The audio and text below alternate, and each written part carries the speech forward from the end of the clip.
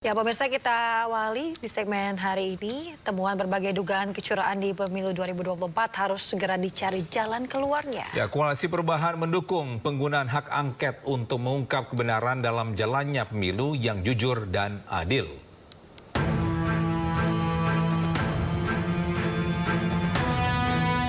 Berbagai temuan laporan dugaan kecurangan pemilu dari masyarakat membuat wacana hak angket DPR digulirkan. Seperti yang disampaikan Koalisi Perubahan yang mengusung pasangan calon Presiden Anies Baswedan Muhaimin Iskandar. Koalisi Perubahan mendukung jika memang ada niat baik untuk mengungkap kebenaran terkait laporan dugaan kecurangan tersebut dengan cara hak angket. Dan akan menunggu apa yang dilakukan oleh PDI untuk mengajukan angket, ya. Kami sangat mendukung, sangat senang, ya. Kalau ada yang melangkah begitu, kita ada di belakangnya, kita siap, kita akan mengawal, kita akan cek sampai ke detail-detailnya, ya. Dan saya yakin pertemuan ini akan berlanjut, ya, terus hari demi hari untuk memberikan sikap kita kepada situasi yang ada. Berbagai persoalan penghitungan suara di aplikasi Sirekap juga membuat Koalisi Perubahan tegas untuk tetap menunggu hasil hitungan manual secara resmi. Rekapitulasi manualnya yang kita tunggu. Sambil menunggu itu, kalau toh ada sahabat kita yang mengajukan hak angket, ya kita tunggu. Sahabat kita itu mengajukan untuk kemudian kita bisa yang seperti disampaikan Pak Hermawi Taslim tadi. Oleh karena itu, kita tunggu langkah selanjutnya dari PDIP seperti apa, karena kita belum melihat ada ajuan itu di DPR dan sebagainya. Berbagai kesalahan yang termuat dalam aplikasi Sirekap membuat sejumlah partai politik menolak penggunaan Sirekap sebagai alat bantu penghitungan suara. Seperti yang disampaikan Dewan Pimpinan Pusat DPP PDI Perjuangan, PDI Perjuangan menolak dalam sebuah surat pernyataan yang ditandatangani oleh Sekretaris Jenderal PDI Perjuangan Hasto Kristianto dan Ketua Badan Pemenangan Pemilu DPP PDI Perjuangan Bambang Wuryanto yang ditujukan ke Ketua KPU.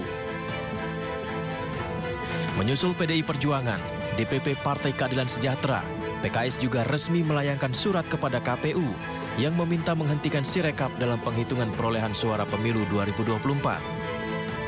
Selain PDI Perjuangan dan PKS, Partai Umat juga meminta KPU untuk berhenti menggunakan Sirekap dan memprioritaskan penghitungan suara secara manual. Dan sebagaimana kita sampaikan, nanti akan kita bagikan juga ini. Insya Allah sekarang kita dalam proses mengumpulkan ya bukti-bukti yang penting tersebut. Ya, kita ada tim hukum di sini, dikomandoi salah satunya oleh Pak Yudri, ya bagian hukum. Ini kita kumpulkan secermat mungkin, ya. Begitu kita melihat ini sudah cukup dan waktunya, kita akan sesegera mungkin melaporkan ke Bawaslu. Ya, demikian.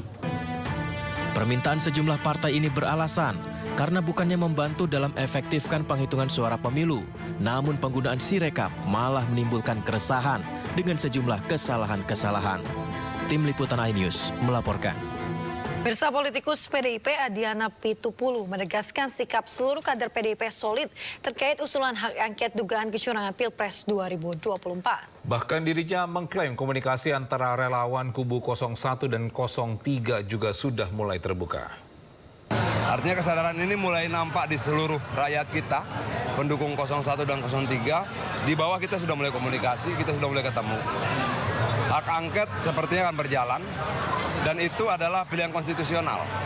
Hak angket itu adalah hak yang diberikan oleh konstitusi pada DPR. Dan tidak boleh ada satu orang pun atau satu kekuatan pun yang melarang hak itu untuk digunakan oleh anggota DPR. Apapun kepentingannya, tidak boleh. Kalau dia coba melarang hak angket itu, artinya dia larang adalah digunakannya hak konstitusional. Kalau sekarang sepertinya sudah jadi keinginan rakyat. Bukan masih sidang, Pak? Itu sangat teknis. Tapi kalau ditanya misalnya apakah kita siap mengajukan hak angket, sangat siap. Apakah rakyat juga setuju diajukan hak angket, sangat setuju. Apakah menggunakan hak angket itu sesuatu yang konstitusional, sangat konstitusional.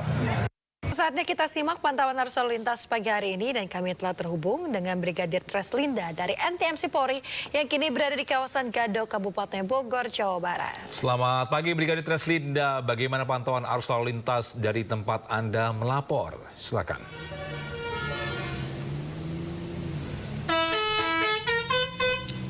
Ya baik, terima kasih Togi dan juga Yasmin di studio.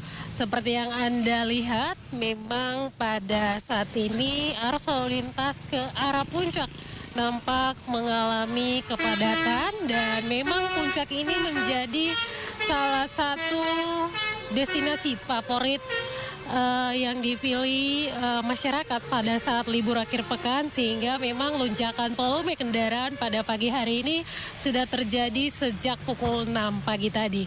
Dan baru saja pukul 8.30 tadi anggota kami di lapangan melakukan pengalihan arus berupa sistem one way yang dimulai dari tol hingga Simpang Gadok hingga puncak pada saat ini sedang diberlakukan sistem satu arah.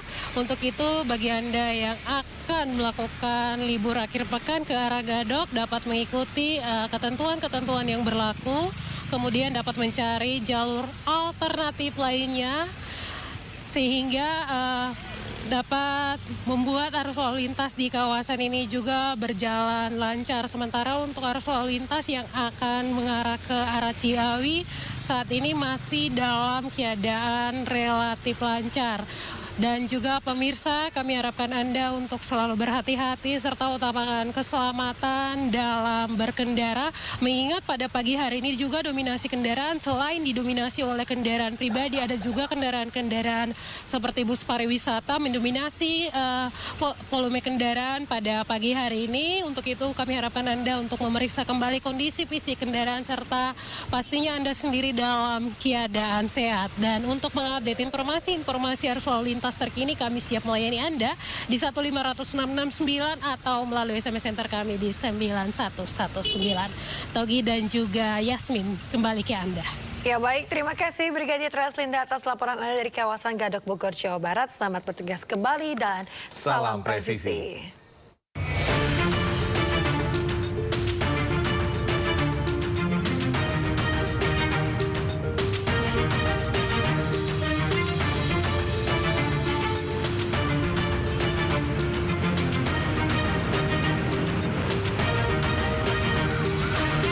Pemirsa, dalam kapasitasnya sebagai Menteri Pertahanan, Prabowo Subianto menerima kunjungan Wakil Perdana Menteri sekaligus Menteri Pertahanan Australia Richard Marles. Ya, dalam pertemuan tersebut Prabowo yang merupakan capres nomor urut 2 mendapat ucapan selamat karena unggul dalam hitungan cepat Pilpres 2024.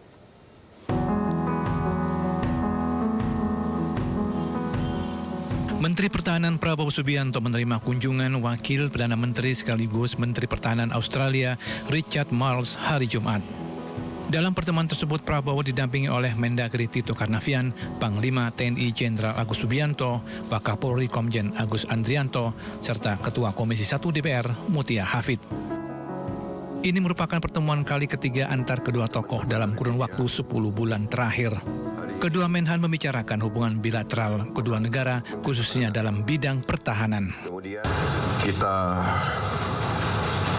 melaksanakan diskusi tentang hubungan pertahanan bilateral, kerjasama yang sangat baik, berada dalam kondisi yang sangat erat. Kita bicara kemungkinan-kemungkinan untuk meningkatkan hubungan ini. Dan kita merencanakan dalam waktu yang tidak lama untuk tanda tangan perjanjian kerjasama pertahanan dengan Australia yang kemungkinan besar kita harapkan bisa selesai dan ditandatangani 2-3 bulan lagi. Can I also say it at a personal level, it's been a joy for me to be able to see you in person and to congratulate you on your election to being the next president of Indonesia. It is something that has been watched very closely in Australia, and it's a real joy for me to be able to congratulate you in person. So thank you very much for having us, and we very much look forward to seeing you again in the not too distant future.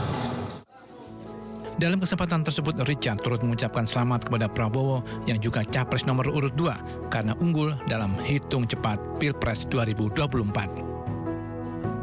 Dari Jakarta, Muhammad Zulhilmi dan Yudi Permana melaporkan. Pemirsa, Pengadilan Negeri Jakarta Selatan kembali menggelar sidang pra-peradilan wartawan senior Aiman Wicaksono. Ya, kubu Aiman mempertanyakan kapasitas saksi ahli dari pihak termohon yang menjelaskan keabsahan penyitaan ponsel Aiman.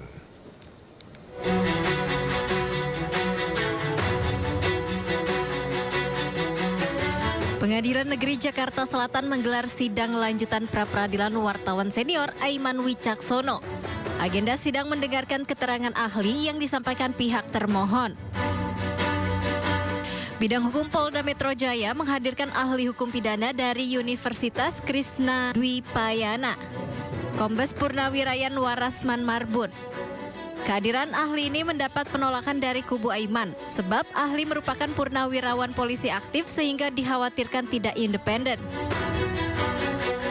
Kubu Aiman juga menolak penjelasan ahli terkait keabsahan penyitaan ponsel Aiman. Saksi ahli dari termohon dan yang dihadirkan adalah ahli hukum pidana.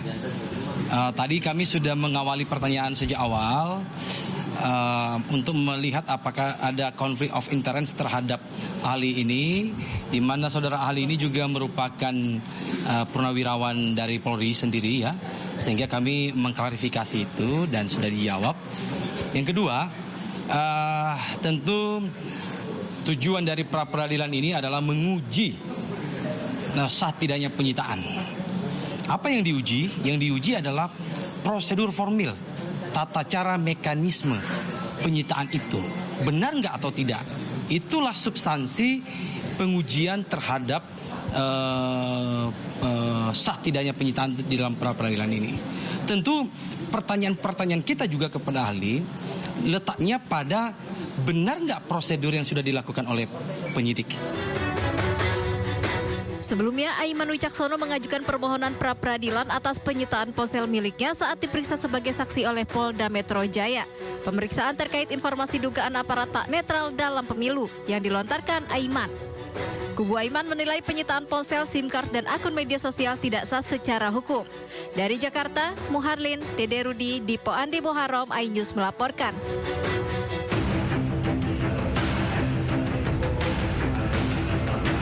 Pengadilan Negeri Jakarta Selatan kembali menggelar sidang pra-peradilan wartawan senior Aiman Wicaksono. Pada sidang hari ini, Ketua Perhimpunan Bantuan Hukum dan HAM Indonesia, Lembaga Bantuan Hukum Pers, ICJR bersama Koalisi Masyarakat Sipil memberikan dukungan terhadap Aiman. Mereka hadir langsung ke PN Jakarta Selatan untuk memantau jalannya sidang pra-peradilan Aiman Wicaksono. Kami bersama Koalisi Masyarakat Sipil Kawal Pemilu Demokratis sejak awal menyoroti segala hal, baik yang sifatnya informasi ataupun kritik terhadap penyelenggaraan pemilu, salah satunya sebagaimana disampaikan oleh saudara Aiman Wicaksono, yang juga merupakan objek atau materi yang kita sampaikan kepada negara, baik melalui kanal publik media massa, baik melalui kanal penyelenggaraan pemilu yang resmi, Bawaslu, DKPP ataupun KPU, itu keseluruhannya tujuannya adalah untuk membuat pemilu kita agar tetap demokratis. Pemilu kita jauh daripada intervensi-intervensi politik untuk memenangkan 1-2 paslon tertentu, tetapi untuk menyuarakan suara rakyat yang utuh. Nah, apa yang disampaikan Aiman bahwa ada dugaan intervensi lewat kekuasaan, bahwa ada pengerahan aparat, itu sama seperti yang kami sampaikan sebelum-sebelumnya, jauh sebelum Aiman menyampaikan. Jadi yang harus dinilai sebetulnya oleh negara ini, oleh Kepolisian Republik Indonesia adalah substansi dari apa yang disampaikan, artinya materinya. Sementara itu, aktivis Lembaga Bantuan Hukum Pers, Ade Wahyudin, mengkhawatirkan pola aparat yang mengejar pemberi informasi dalam kasus Aiman bisa mengancam kebebasan berekspresi dalam demokrasi. Seharusnya fokusnya itu terhadap apa yang disampaikan gitu ya. Jadi kritiknya itu harusnya yang dibahas adalah apa yang disampaikan, bukan kemudian mencari siapa yang dia memberikan informasi. Dan pola-pola mengejar pemberi informasi ini menjadi pola yang cukup mengkhawatirkan sebenarnya dalam ruang lingkup kebebasan berekspresi kita gitu. Sebelumnya, Aiman Wicaksono mengajukan permohonan pra-peradilan atas penyitaan ponsel miliknya saat diperiksa sebagai saksi oleh Polda Metro Jaya.